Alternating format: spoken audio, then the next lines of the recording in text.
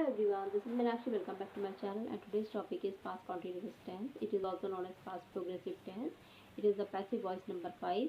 Today we are going to do this, and if you are watching my videos, please don't forget to like, subscribe and share, and also hit the bell button so that whenever I upload a new video you will get the notifications, right?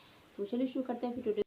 So in past continuous tense, first of all we need to know what is the helping verb. So helping verb क्या है? Past continuous की was और verb.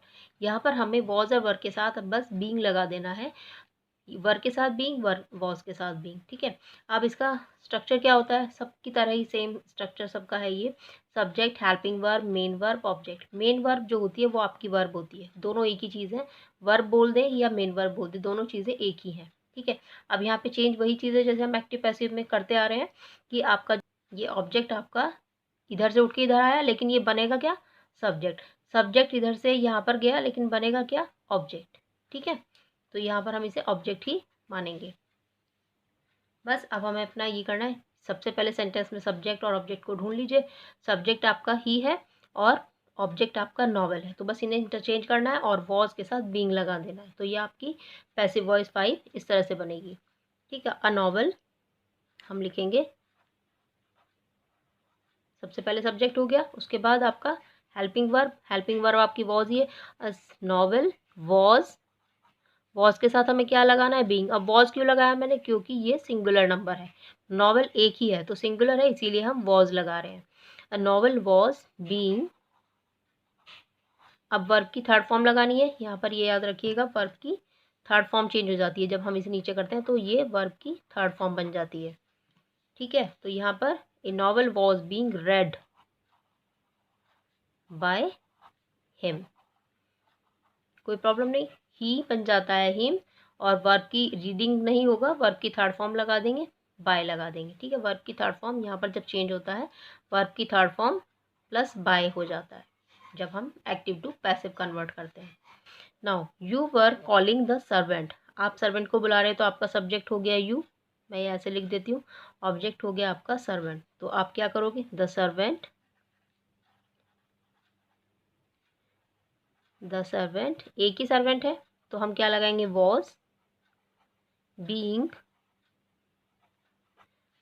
ये आपका verb है. इसको verb और main verb एक ही है, बार बार मैं बता रही हूँ. मेन वर्ब और वर्ब दोनों चीज़ें एक ही होता है. तो मेन वर्ब की third form was being called. The servant was being called by you. You तो यू ही रहता है, इसमें कोई चेंज नहीं होता पैसिव फॉर्म में. ठीक है. नाउ थर्ड सेंटेंस है the gardener was not doing his work. ये आपका नेगेटिव सेंटेंस हो गया. ठीक है. तो आप सबसे पहले सब्जेक्ट ढूंढ लो अपना, फिर आपका ऑब्जेक्ट हो गया हिज वर्क. ये पूरा हिज वर्क, तो आप हिज वर्क सबसे पहले लिखोगे. His work. अब सिंगुलर है work. His work was not. Not भी है ना इसमें, वॉज नॉट भी है, तो हम वॉज के बाद नॉट लगाएंगे. तो यहाँ पर कैसे बनेगा? Was not being. ठीक है. कुछ इस तरह से आप लिखोगे इसे. His work was not being. Do की थर्ड फॉर्म डू, डिड और डन. ये आपकी थर्ड फॉर्म हो गई. तो his work was not being done by the gardener. Easy है, कोई प्रॉब्लम नहीं है. नाउ इंटेरोगेटिव पे आ गए. अब हम हर तरह के सेंटेंसेस ले रहे हैं ना, पहले पॉजिटिव फिर निगेटिव, अब इंटेरोगेटिव में दोनों टाइप के. Who was breaking the furniture. Furniture कौन तोड़ रहा था? तो हु वाले में मैंने क्या बोला है आपको? बाय हुम लगा देना है. ठीक है. तो आप क्या करोगे? By whom. सिंपली बस यही वर्ड लिखना है. जब भी आपको हु लगे ना, हु के साथ आप लगाओगे हु के बराबर में, मीन्स हु के लिए आप क्या यूज़ करेंगे? By whom. Active to passive बनाने में. तो बाय हुम. अब आपका हेल्पिंग वर्ब आएगी, इसके बाद वॉज ही आना है. By whom was. Interrogative sentence में थोड़ा डिफरेंट होता है, थोड़ा सा अलग चीज़ होती है. तो आप बाय होम लिखोगे, हु की जगह पर, फिर उसके बाद आप हेल्पिंग वर्ब लगाओगे, जो हमारा स्ट्रक्चर होता है। आपका स्ट्रक्चर कुछ ऐसे होता है इंटरोगेटिव सेंटेंसेस का, पहले हेल्पिंग वर्ब होती है, फिर सब्जेक्ट होता है, फिर अगर नॉट है तो नॉट भी होगा, फिर वर्ब होगी, ठीक है। और अगर WH टाइप का बना दे तो यहाँ पर आ जाएगा WH वर्ड, ठीक है। फिर WH वर्ड हो जाता है, फिर हेल्पिंग वर्ब होती है, फिर सब्जेक्ट, फिर अगर नॉट है तो लगाएंगे, फिर वर्ब, एंड देन लास्ट में होता है ऑब्जेक्ट। ये आपका स्ट्रक्चर होता है सेंटेंसेस का, ठीक है। तो अब इसे हम इसी तरह से बनाएंगे, हु की जगह by whom was the furniture, was the furniture being broken, break की third form broken, sentence done, कोई प्रॉब्लम नहीं है। By whom was the furniture being broken, और इंटरोगेशन मार्क भी लगेगा। Now last sentence is was Ramesh eating ripe mangoes. अब यहाँ पर स्ट्रक्चर कुछ ऐसे हो जाएगा, बस आप हेल्पिंग वर्ब इस तरह से बनेगा, हेल्पिंग दोनों सेंटेंसेस में ऐसे ही बनता है, या तो हेल्पिंग वर्ब लास्ट में रहेगी या WH word.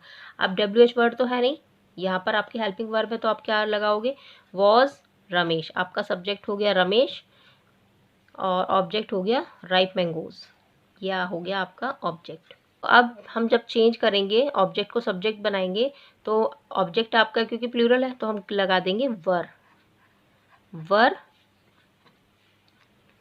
Were the ripe mangoes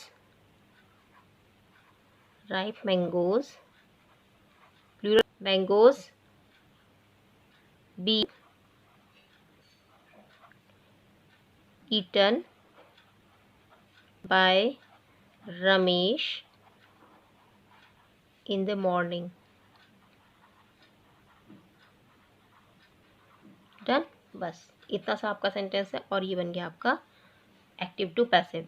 was की जगह आपने यहाँ पर वर लगा दिया, क्योंकि आपका जो ऑब्जेक्ट है वो प्लूरल हो गया, इसीलिए आपने वर लगा दिया।